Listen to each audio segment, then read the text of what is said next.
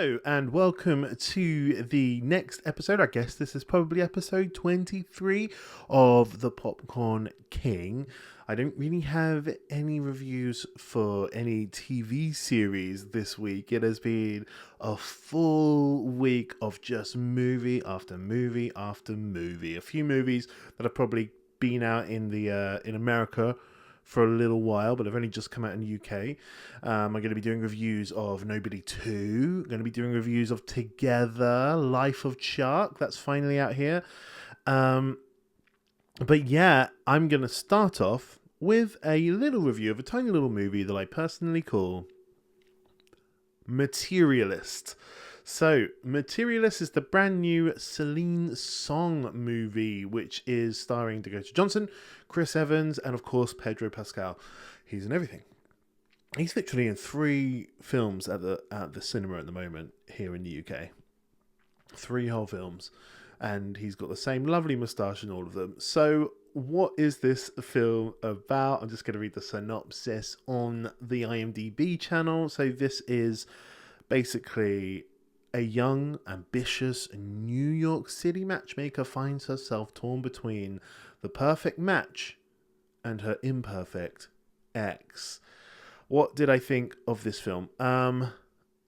This film, I've never seen a film that so much wants to be a comedy. This is dying to be a romantic comedy. It is gagging to be a rom-com, but it's played so serious and like kind of indie almost, but it is literally foaming at the gums to be a comedy. Like every language of cinema, it's like, oh wait, this could be a joke. This feels like it's supposed to, or like it has the opportunity to be a joke, but Celine's song and the actors and the script, they don't ever go there. They don't ever really try to make it funny. It's a serious film.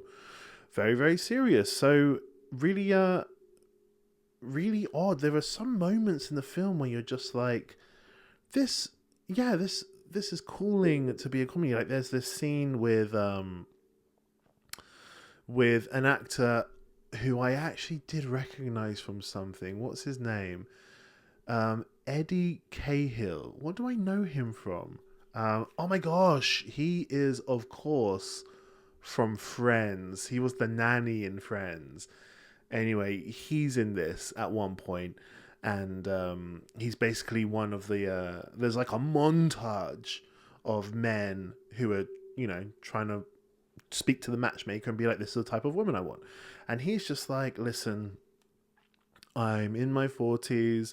I'm done dating like 21-year-olds. They're just too young for me.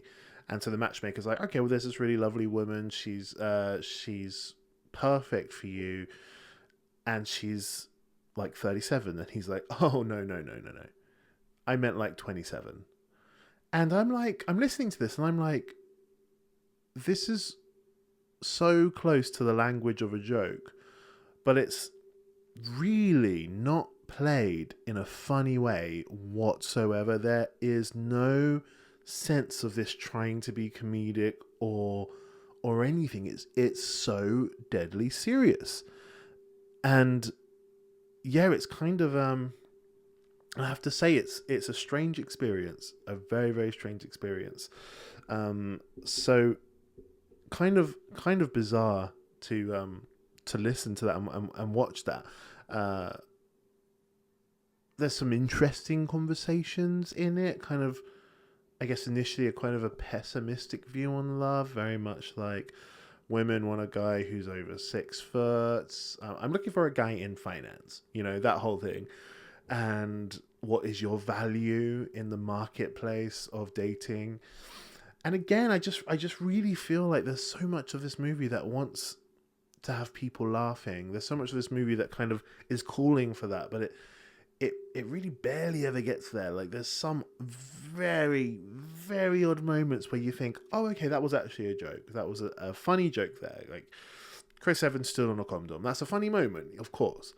But 95% of this film is not played for laughs at all. There's no sense of this being a comedy at all. This is, for all intents and purposes, just a serious movie. Some really interesting performances. I am not sure what I think of what's her name? Dakota Johnson's acting abilities. She is very measured in like the whole film. She's incredibly measured, and I can't see the chemistry between her and Pedro Pascal and her and Chris Evans. I see more chemistry between Chris Evans and Pedro Pascal, and they say about 4 words to each other. But yeah, I feel like the movie. It's a shame because Celine Song made one of the best movies a couple of years back with of course the incredible Past Lives. It was so poignant. It was so like hard hitting in like a very realistic way. Like, this is exactly what having that sort of missed opportunities of love feels like. We all have that kind of experience of somebody who we thought, I wonder what would have happened if I ever dated that person. We clearly liked each other, we just never made them. Like, that is such a universal experience almost. And yeah, like, she just hit the nail on the head with Past Lives. And this film did not work for me at all. It was trying to be like an indie film like Past Lives, but it had these huge Hollywood stars in it. And it was way more of a, Hitch, Will Smith's Hitch. It was way more like, I felt like even the color scheme was more like Hitch. Like, the cinematic language was like, this is supposed to be a rom-com. But no, it was still trying to be a very poignant kind of indie film like Past Life. But yeah, it wasn't hitting for me. So I don't know. Maybe I'm too pessimistic on this film. Let me know what you thought in the comments below. I would just love to hear it, please. Next, I am doing a review of a little film that I saw literally yesterday called Eddington. Now, Eddington is the brand new Ari Aster film starring Joaquin Phoenix and, of course, Pedro Pascal and Emma Stone. Really great cast. Really great cast. I'll read the synopsis. What is this film about? I'll just read a very quick synopsis for you. So, in May of 2020, a standoff between a small-town sheriff and mayor sparks a powder keg as neighbor is pitted against neighbor in Eddington, New Mexico. So this is basically a COVID film. This is a COVID film. Just one moment. There is something weird about my mic. And we are back. Sorry about that. Just fixing some sound issues I was having. So yeah, Eddington. What did I think of Eddington? There were some incredible moments in Eddington, moments that I really loved. I loved the build-up, the initial build-up of Joaquin Phoenix being this sheriff who is sort of anti-masks and like, I've got asthma, like people shouldn't need to wear masks, it's fine, we don't even have COVID here. And then you've got Pedro Pascal just being like, if one healthy person catches COVID, they're more likely to, and just some, relatively balanced arguments. But I did feel like, I guess Ari Aster was more on the right-wing side of the argument, which is absolutely fine argument to explore. I'm all up for watching different, opinions on things. But I felt like as the movie went on, Ari Aster as a filmmaker really lacked focus and restraint in terms of making this film, because it started off as this film about COVID and a guy wanting to be mayor and a sheriff wanting to be mayor and take the job from the mayor. Then it kind of slowly ended up with the BLM, Black Lives Matter riots and stuff, and I was okay with that. I was like, okay, well, this sort of stuff did actually happen, or it's all happened in that time. That's fair enough. But then it was like, oh, okay, so there's gunfights and like murders going on, and there's Antifa at one point come in. You've got explosions and things, and then you also had like Austin Butler in it, who I don't even know what his character was really talking about. And you had this whole subplot about Emma Stone's character maybe used to sleep with the mayor and then maybe got sexually assaulted by the mayor, and then it becomes about predators and stuff. And I guess the director wants to make a point about predator behavior, and then it's about what are you going to use to forward your own agenda, and kind of becomes slightly about politics in some sense, but it's also just there's about too much, and there's, I don't mean that there are some things happening in the background. I mean, these things all at one point seem to become the main storyline, and it's never like, wait, what happened to the initial? Well, like, there's no like, I feel like there's no, he doesn't stick to his guns on anything. Did the director have anything to actually say? Like, he was making the BLM protesters seem absolutely stupid and ridiculous and in over their heads and dumb. Like, he basically made them seem dumb. And then he also made the police seem corrupt and bad, and potentially even racist. And I was like, what's happening here? Like, are you trying to say anything? Maybe you're not. Maybe you're just exploring both sides of the line. But for me, I found myself getting really frustrated watching it, just being like, oh, like, the movie seems to not just flip-flop, but just entirely move on from where it started. Like, it wasn't about COVID by the end of this film, where the first half of the film was really about COVID. By the end, you were like, this COVID plays no part in this. It eventually got to a point where it was like, is this even about BLM anymore? Because like, I thought that became the main storyline, but then that just sort of disappeared. Like, is this about Antifa? Is this about corrupt police? What is this about? And do you have anything to say about any of these things? Are you just looking at lots of different things without being committed to anything? That's personally how I felt. I will say the performances were awesome. Joaquin Phoenix is an incredible actor. Emma Stone was good. Austin Butler was good. And of course, Pedro Pascal had a moustache, so he was great. And yeah, I have great things to say about that. But yeah, I really feel like the lack of focus just ended up making me feel fidgety towards the end, to the point where I kept looking at, I watched the film with my brother. I kept looking at him and being like, why hasn't this film ended yet? Like, the big thing has happened. Like, what is this whole ending? Like, well, I'm kind of ready to go. Nothing has really been addressed, so I'm ready to go. That's how I kind of felt by the end, if I'm honest with you.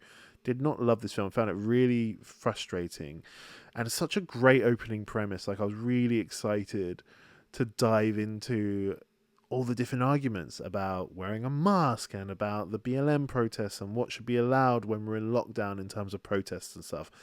But that all just sort of fizzled out into nothing. There was a really fun gun chase scene in the middle, which I really enjoyed, or that's towards the end, I mean. But yeah, like, I didn't really understand Joaquin Phoenix's motivation by like the inciting incidents at the bar with the homeless guy. I was like, well, I don't even understand why he did that, if I'm honest with you. But yeah, what can I say? It is what it is. Ari Aster, he's made 2 amazing horror films, and he's gone away from horror and made 2 really bizarre films that I'm not on board with. So the next one better be good, Ari Aster. That's all I'm saying. Let me know what you thought in the comments below. Maybe I'm just crazy. Maybe I just can't follow lots of storylines. I don't know. But yeah, let me know what you thought in the comments below. I would love to see it. Next, I am doing a review of a movie that I, of course, saw at the cinema. And this movie is called Together. So Together is the brand new who directed this film? Maybe it's an unknown director. Together is the brand new Michael Shanks movie starring Dave Franco, Alison Brie, and that's basically it. This is like a two-hander. This film was awesome. So I'm going to read the synopsis. Years into their relationship, Tim and Millie find themselves at a crossroads as they move to the country, with tensions already flaring. An encounter with an unnatural force threatens to corrupt their lives, their love, and their flesh. This film was so creative. It was a great body horror film that was just amazing. I loved it. It was both scary and funny when it needed to be. I was like laughing, I was cringing, I just thought it was so good. So this film is really an allegory about people who become too codependent on each other, who really lose the ability to be an independent human being because just too much of their personality, too much of their life is completely dependent on their other half. And we all know couples that are a little bit like that. But yeah, this film was basically an analogy about that and how they just become more stuck together. Like their skin gets like stuck together, and like just so many crazy things happen in this film. Just insane things. Just think in your mind, what is the least thing you'd want to get stuck to the other person? That happens in this film in the most cringe-inducing place. It's just great. Like the director and the storytellers, they had this idea and they were like, now let's explore every sort of inch of how this could be disgusting. And it's so good to watch. I loved it. The chemistry, of course, the two lead actors, Dave and Alison, first name basis, married. Their chemistry is off the charts. It's great. They just know each other inside out. And there's just so many moments in this that really stood out to me. Just moments I'm never going to forget. A scene in the hallway I'll never forget. A sex scene in a school toilet that I'll never ever forget. Just great stuff. And like I say, it makes you laugh when it wants to, makes you terrified when it wants to, it makes you cringe. Now, I guess I'll do a tiny bit of a spoiler at the very beginning of this film, but this is just an idea of how good this film is, because without any body horror stuff, it works its magic. The very beginning of this film, they're having a leaving party because Dave and Alison, first name basis, are moving to the country, middle of nowhere type of area where Alison Brie can become a teacher. So they're having a leaving party. I guess they're in like a big city. I can't remember what city they're in, but they're having a leaving party. And Alison Brie, in front of all their friends, decides to get down on one knee and propose. And Dave Franco's character doesn't do anything over the top. He just pauses for a bit too long. And it is painful to watch. It is so cringe-inducing. You're like, oh no. Like, I had to look down. I was like, oh fuck, the silence is too long. The silence is too long. You cannot leave it that long a silence when someone has proposed to you. It was painful to watch. The acting was spot on, and that's at the very beginning of the film. And I was like, okay, this film is going to manipulate the way I feel. I am in the hands of the director. I'm just, he's just gonna toy with my emotions. I could tell. Beautifully directed film, beautifully acted film, just a great all-round film. I loved this film. Together, great. I'm gonna make a list before Halloween. I'm going to make a list of the top 10 horror films, because this has ended up being another great year for horror films. And I'm just so happy for that. Horror is awesome. It's where the most imaginative storytelling is done these days, because they can be made really cheaply. And yeah, they just go all out, these horror films. I love it.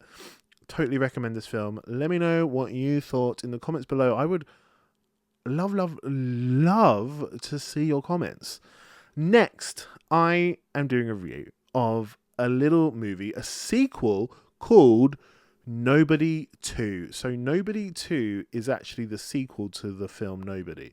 Now, this is the new Bob Odenkirk movie, starring Bob Odenkirk, of course, Connie Nelson, Christopher Lloyd, and there's some other actors I don't really know. My camera is about to run out of battery, by the way, which is a shame, but that is just the way that it is sometimes with batteries.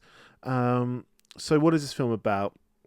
Suburban dad Hutch, a former lethal assassin, is pulled back into his violent past after thwarting a home invasion, setting off a chain of events that unravels secrets about his wife's past and his own. That sounds more like a synopsis of the first film, but this is the synopsis for the second one. Well, the second one, they go on a vacation, basically. The family know, I guess, the wife knows that he has these this assassin past, but they go on a vacation, and basically this film is amazing.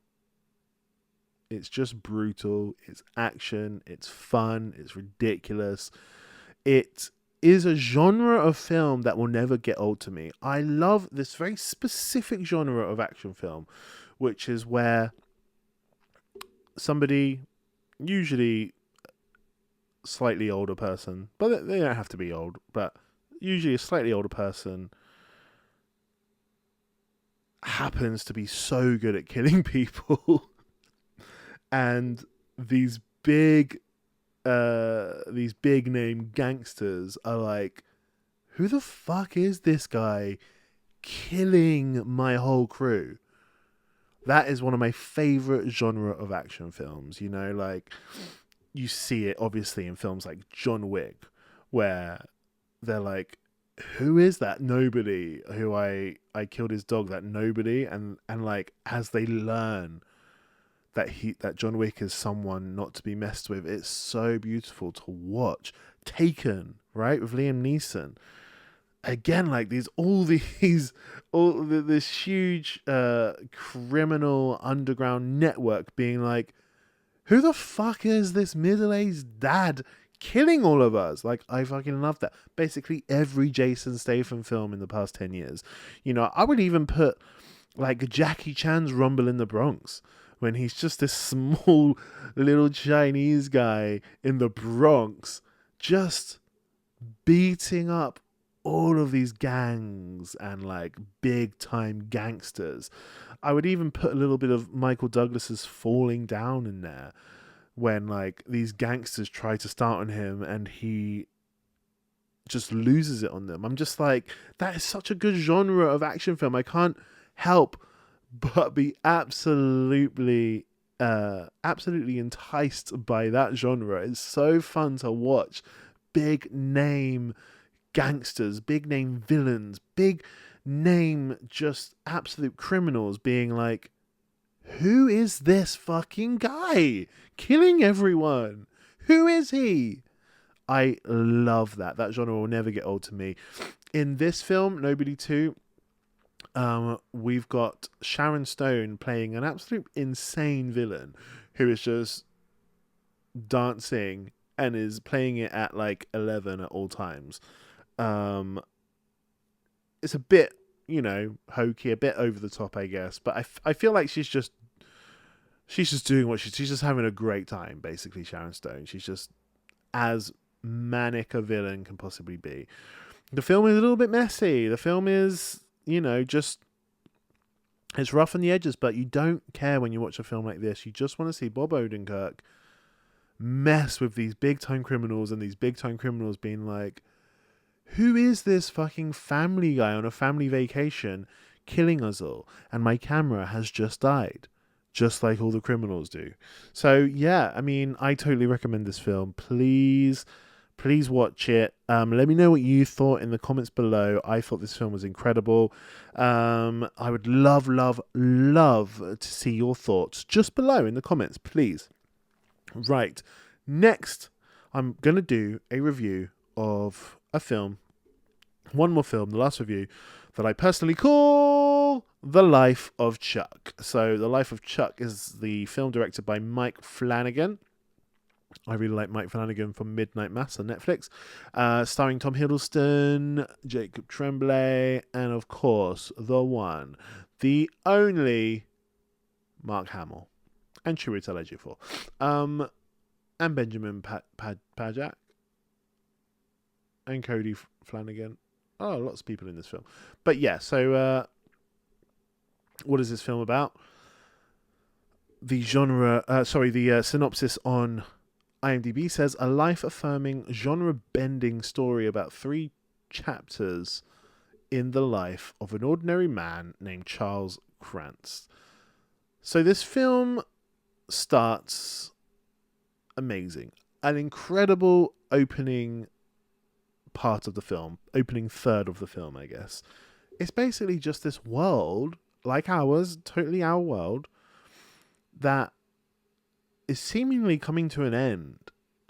First, it's just the internet going down, then it's these earthquakes, and you don't see anything big. You just hear about it on the news, like, California's just had a huge earthquake and it's just fell into the ocean. And eventually the telephones all stop and electricity goes, and you're just like, this is absolutely intriguing. And there's all these posters around saying, to Chuck, what a great 39 years. And you're like, that's weird. No one's ever heard of Chuck. Like, all these people are sort of like, who is this guy? Why are all these posters? Like, why, when the TV doesn't have any more channels on it, like all the channels are dead, is there the odd advert just saying, here's to a great 39 years, Chuck?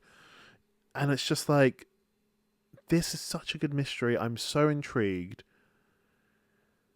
And then I have to say, it kind of doesn't live up to the promise.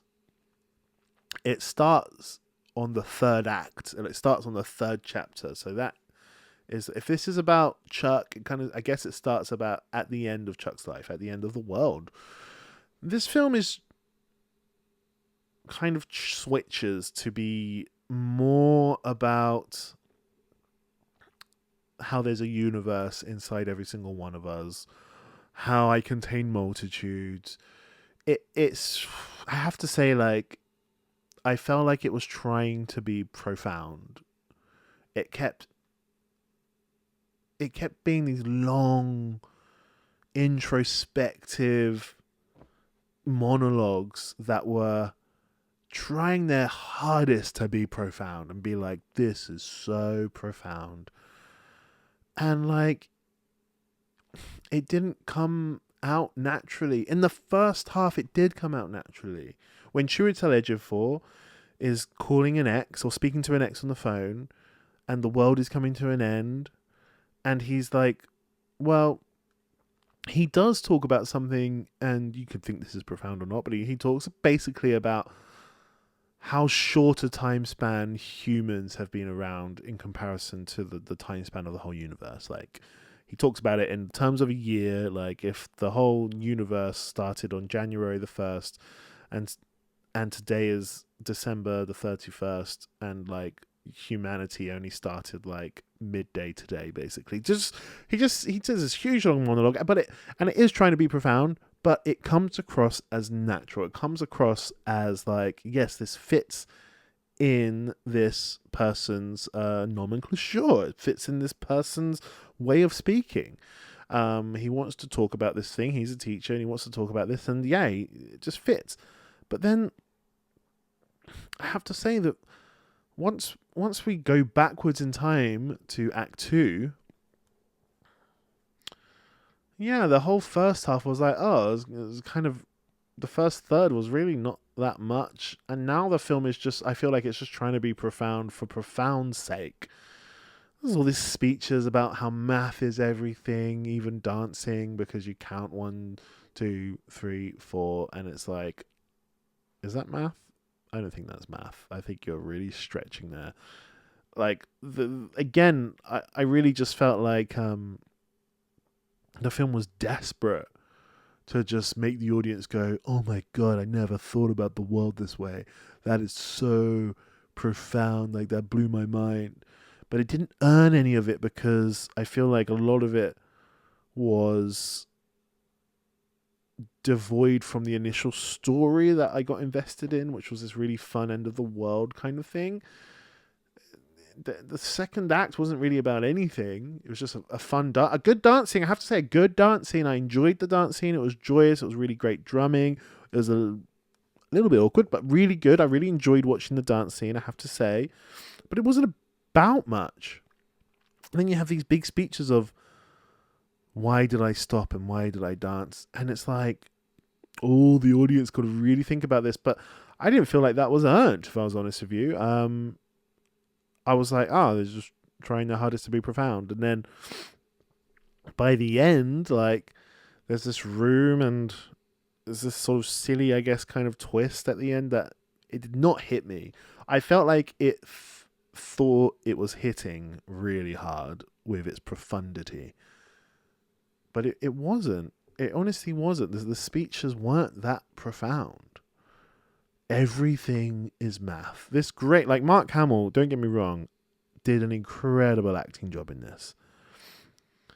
But his speech about math, I was like, okay, he's delivering the speech very well, but the actual substance of the speech of everything being math, I was like, you're not convincing me, I'm afraid, like, at all. I don't think dancing is math. And I don't necessarily, I'm not saying that the director's aim was to make the audience realize that dancing is just maths. I'm not saying that was the writer's aim.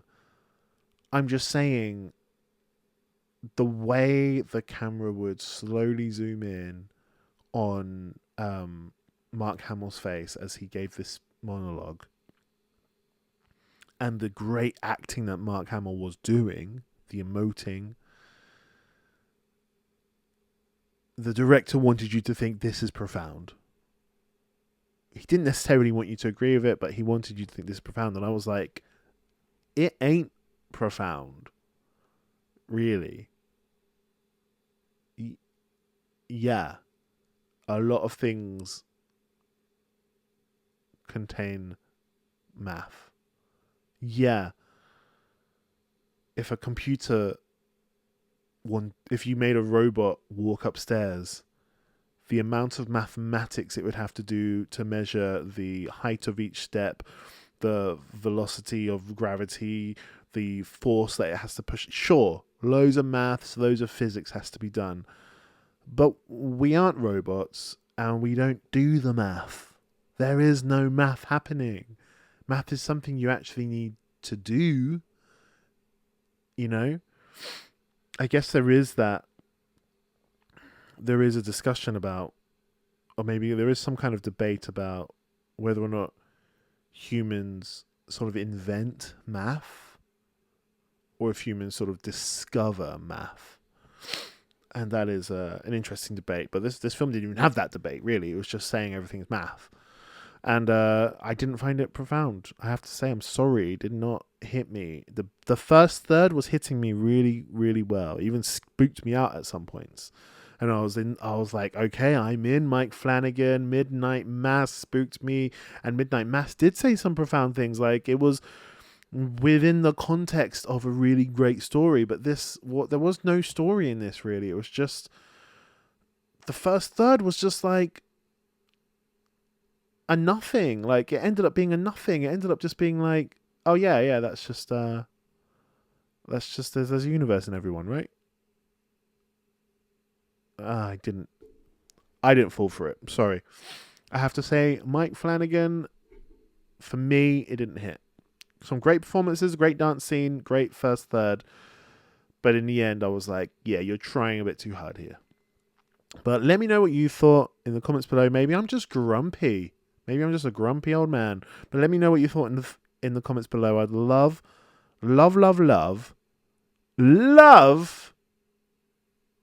to hear it.